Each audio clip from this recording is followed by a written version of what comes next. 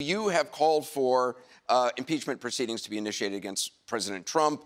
What do you say to those Democrats who say, look, this is not the time, it's going to take away focus from winning in 2020? Speaker Pelosi told her caucus again just today that she has no plans to immediately initiate impeachment proceedings. So there is no political inconvenience exception to the United States Constitution.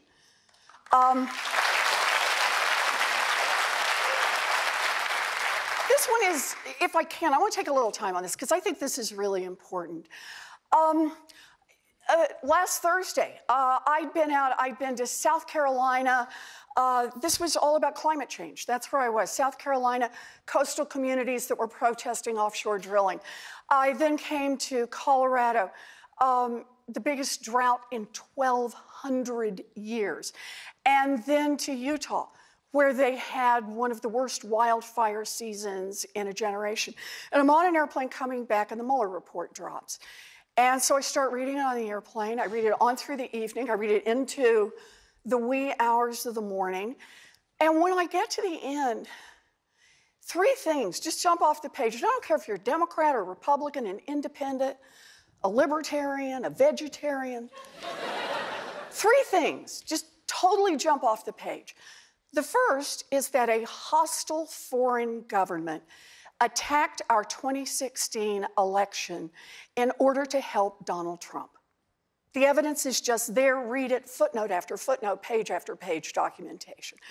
Part two, Donald Trump welcomed that help. So on the first one about what they did, understand, this was a sophisticated attack. They attacked part of the voting system. That's going to be an ongoing federal investigation.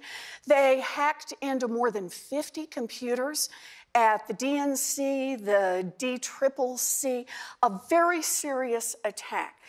And Donald Trump welcoming it in the Mueller report. Just read it.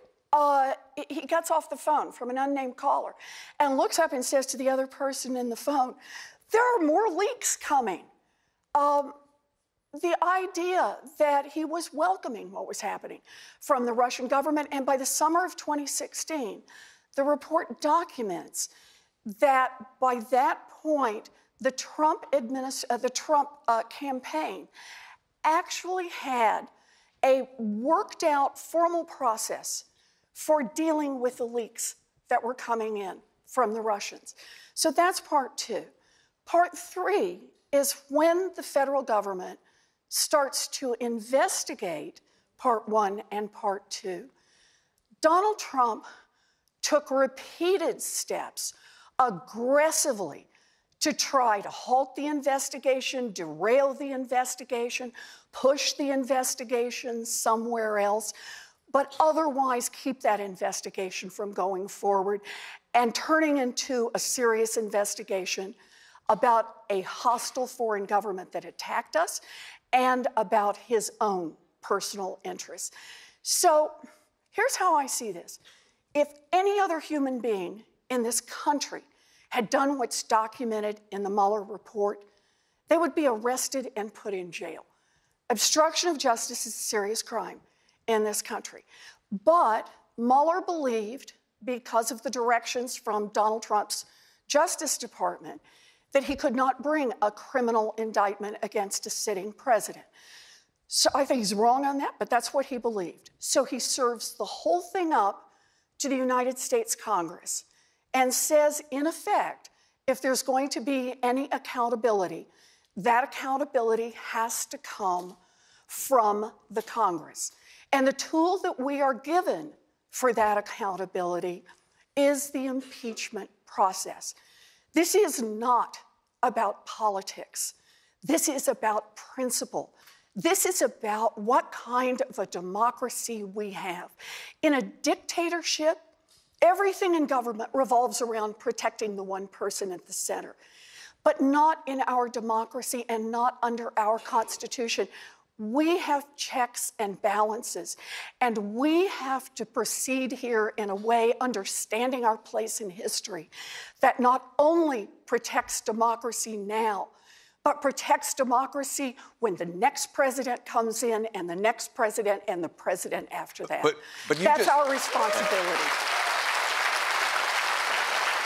But you started off by talking about some of your travels and people talking about climate change and their concerns and tabletop issues. Doesn't putting a lot of Democrats focused on impeaching the president, which is not going to pass in the Senate, it's not really going to go anywhere in that sense, doesn't that take away focus from the tabletop issues that you and other Democrats say they want to run on? So, let me just say, if you've actually read the Mueller report, it's all laid out there. It's not like it's going to take a long time to figure this out. It's there. It's got the footnotes. It's got the points. It connects directly to the law. But this really is fundamentally, I took an oath to uphold the Constitution of the United States. And so did everybody else in the Senate and in the House. And I believe that every person in the Senate and the House ought to have to vote and to say either, yeah, that's okay with me.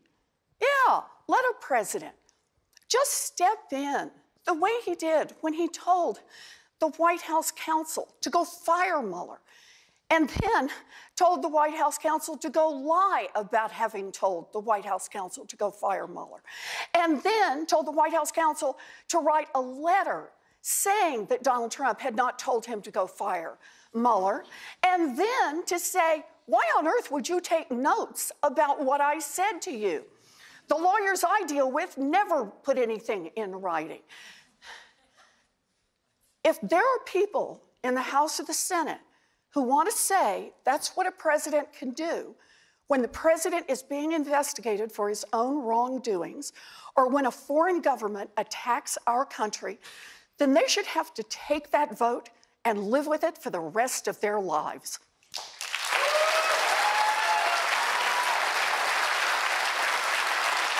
I want you to meet, this is Cecilia Darms. Cecilia is a sophomore at Harvard from Columbus, Ohio, studying social studies. She interned for Hillary Clinton's presidential campaign. Cecilia? Hi, Cecilia. Hi. You were registered as a Republican until 1995, but you've since become one of the most progressive people in Congress. Did you change your beliefs, or do you believe that the political parties changed around you? So understand this, Cecilia. I grew up in a family that wasn't political. I grew up out in Oklahoma, and to this day, I couldn't tell you how my parents were registered, or my grandparents, or much of anybody else. My mom always voted. I know that, and in fact, she worked at the polls sometimes. But we weren't a political family.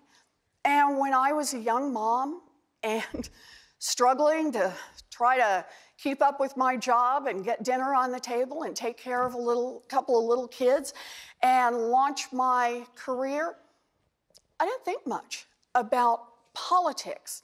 Now, I've been a policy person for a long, long time. So I think the question you're asking me is, when does the change come? And that I can tell you. So in the mid-1990s, I've been working over and over and over on what's happening to America's working families, to America's middle class, how it is that people who work hard, who play by the rules, are just finding the path steeper and rockier year by year, and for people of color, even steeper and even rockier. This is my life's work. And so I keep working on this about what's changing in America. I'm studying families that go bankrupt. And the credit card companies, half-dozen giant credit card companies, figure out that if they can get the bankruptcy laws changed, that what will happen is they can improve their bottom line by just a little by keeping people locked out of bankruptcy. Never mind that those people are head over heels in medical debts, that they've had job losses that have put them way behind, that they've had a death or divorce in the family, that they've been cheated by credit card companies and mortgage companies. Never mind any of that. Just improve the bottom line for the credit card companies. Man, I looked around in the middle of that fight and I realized all the money was on one side and all the hurting was on the other. And that's when I jumped in politically. I got in that fight. And I fought it for 10 years. And by the end of that fight, I fully understood that every single Republican stood there for the banks, and half of the Democrats did. So my party was the party that at least we got half of them to stand up for working people, and that was the big change for me.